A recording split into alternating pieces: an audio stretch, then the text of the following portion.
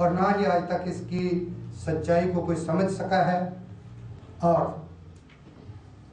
इसके साथ ये उड़न तश्तरियों का नाम, फ्लाइंग ऑब्जेक्ट्स, ये नाम आपने ये बातें कई दफ़ा सुनी होगी कि कई जगहों पे आग बगोले या इस तरह की कोई चीज़ देखी गई।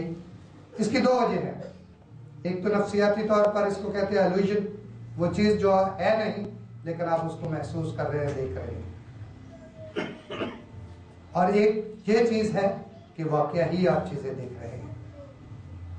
जिस तरह हमने इसका जिक्र किया, जब ये बैलून, ये गुब्बारे फटते हैं तो ना सिर्फ ये उन जहाज़ों को बड़ी दूर दराज फेंक देते हैं, तबाह बर्बाद कर देते हैं, बल्कि उनमें से आग के ऐसे शोले भी पैदा होते हैं, क्योंकि ये गैस बड़ी जल्दी आग पकड़ती है जब इसको ऑक्सीजन मिलती है। फास्फोरस की तरह की ये गैस है, नमी और ऑक्सीजन मिलने से भड़कती है।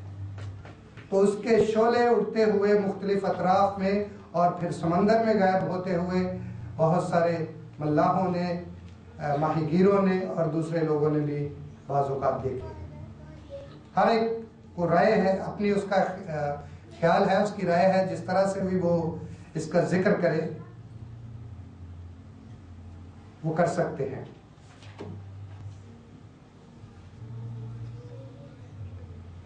कभी कभी गहरी कोहर, सफ़ेद बादल, सफ़ेद पानी या इस तरह के नामों से भी इनको पुकारा गया है, देखा गया है।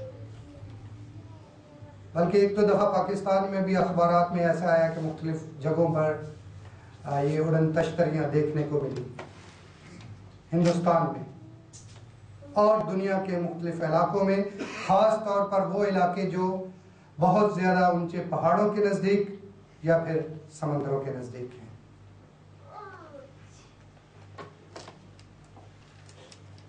मेरे साथ निकालिएगा पैदाइश उसका 7वां बाब 17वीं आयत।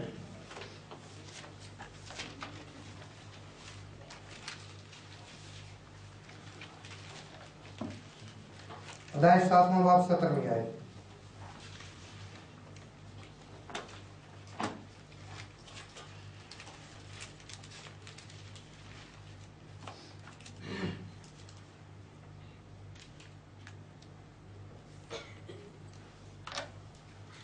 जी कोई पढ़ सकता है?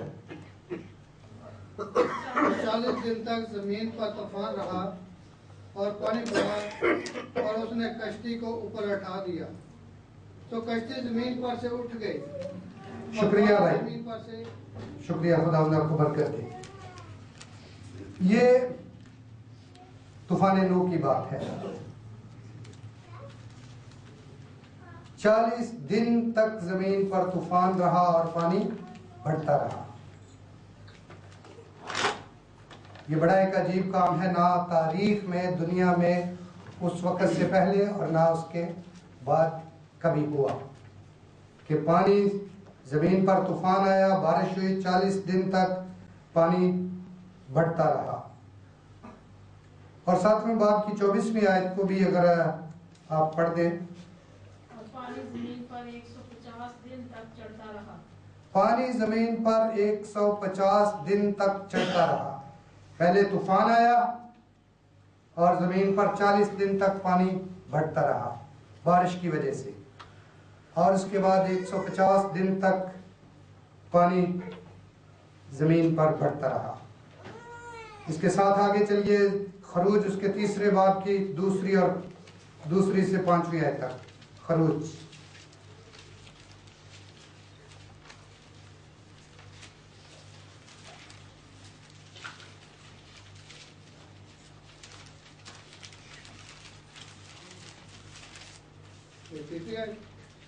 दूसरी से 5वीं आयत तक। फरौन ने कहा कि खुदावंद कौन है कि मैं उसकी बात को मानकर बनी इसराइल को जाने दूं। मैं खुदावंद को नहीं जानता और मैं बनी इसराइल को जाने भी नहीं दूं। सॉरी भाई, खरूज उसका 3रा बाब 2 से 5वीं आयत। खुदावंद का फरिश्ता एक झाड़ी में से आग की शोला में उस पर जाहिर हुआ। जी। उसने निगाह किया, क्या देखता है कि एक झाड़ी में आग लगी हुई है, पर वो झाड़ी भस्म नहीं होती। तब मूसा ने कहा, मैं अब जरा उधर कतरा कर इस बड़े मंजर को देखूं कि ये झाड़ी क्यों नहीं जल जाती।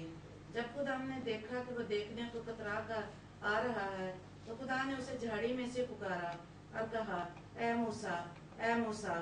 मैंने कहा, मैं हाजिर हूँ। तब उसने कहा, इधर पास मत आ, अपने पाँव से जूता उतार, क्योंकि जिस जगह तू खड़ा है वो मुकद्दस जमीन है। हालेलुया। इससे पहले हवाले में देखा हमने कि 40 दिन तक खुदा की तरफ से बारिश हुई। बड़ा अजीब काम, जो इन बरमूदा ट्रायंगल से कहीं ज्यादा सीरियस मामला है। आज तक इसके बारे में इससे आगे बहस नहीं हो सकी। मुख्तलिफ तरीकों से लोग इसका इकरार करते आए हैं। कलाम मुकद्दस की बातें सच्ची और बरहक हैं। फिर हमने देखा कि 150 दिन तक पानी चढ़ता रहा। और यहाँ एक और अजूबा, एक और अजीब बात, अनोखी बात, कि झाड़ी में आग लगी हुई है और झाड़ी जल नहीं रही। और इससे बढ़कर बड़ी बात यह कि खुदा की आवाज झाड़ी में से इंसान के लिए, मूसा के लिए आ रही है।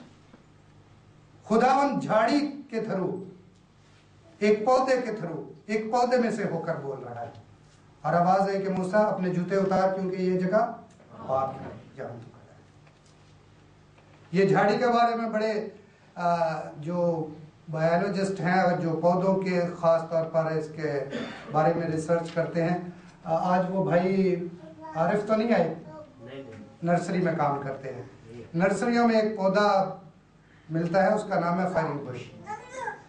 वो दूर से उसको देखे तो यूं लगता है जैसे उसके पत्तों का रंग ऐसे है जैसे सुलग रहे हैं, इसीलिए उसको नाम फायरिंग बुश का दिया गया है, या बर्निंग बुश भी उसे कहते हैं।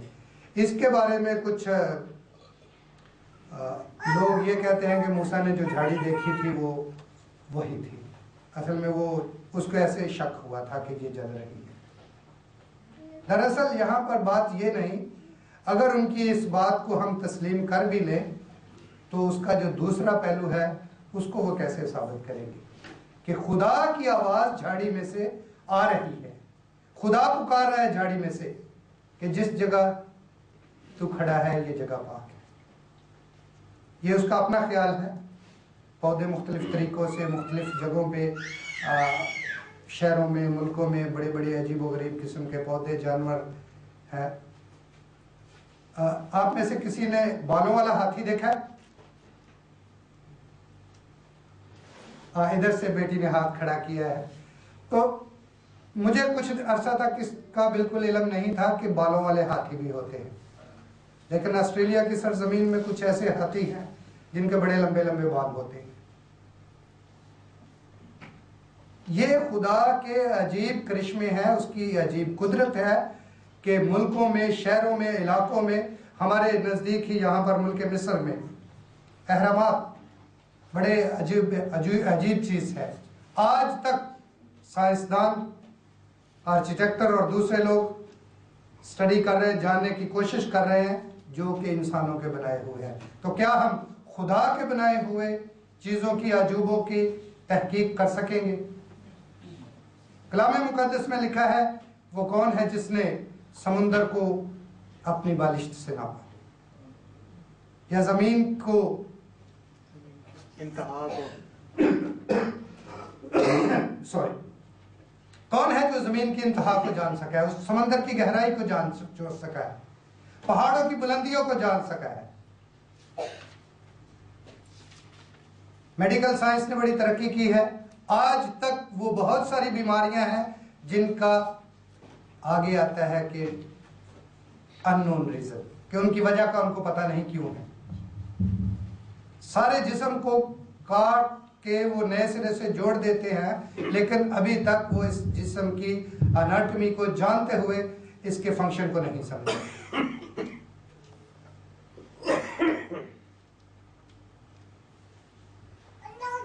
खुरूज के 4वें बाब की 21वीं से 22वीं आयत